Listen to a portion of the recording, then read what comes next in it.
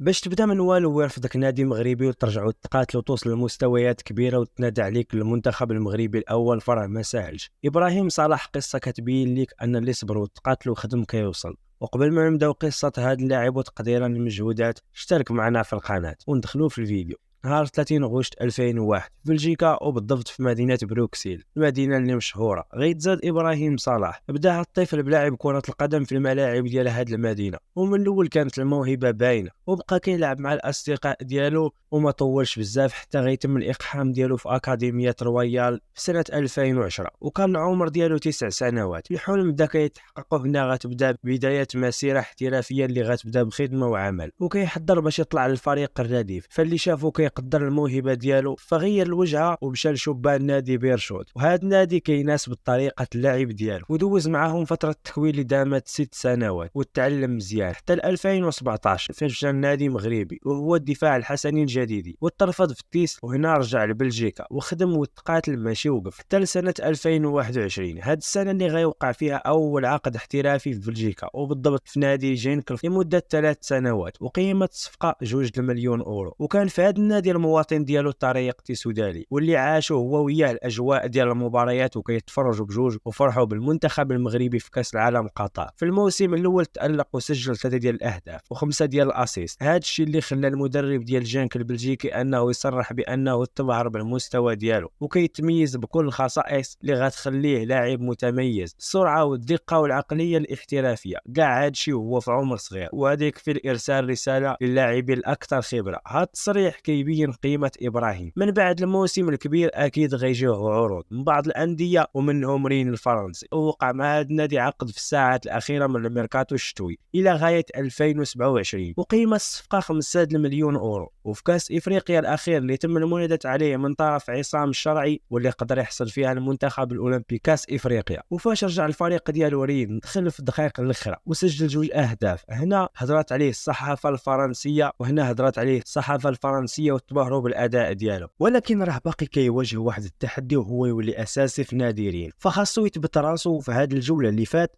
دخل في الدقيقه 55 ورون المباراه، وكان ديك الساعه الفريق ديال خاسر ب2-0، ولكن فاش دخل قلبات المباراه، حيت قدر يسجل الهدف في الدقيقه 89. قبل ما يسجل هذا الهدف كان الفريق ديالو خاسر ب2-1، فهنا سجل الهدف بتسديده صاروخيه مؤطره من خارج منطقه العمليات. هذا الهدف عدل النتيجه وغيزيد يعطي ثقه للمدرب انه يبقى يدخله اساسي. راه دابا غادي في واحد التطور هائل، وبغيت نضيف واحد المعلومه، هي انه راه كيلعب بالقدم اليمنى مزيان، ولكن حتى اليسريه يمكن ليه يلعب بها. بدا معيط عليها الركراكي، فراه هذا مؤشر على التطور ديالو. الاصدقاء ما تنساوش تشاركوا معنا في القناه، ودمتم بخير.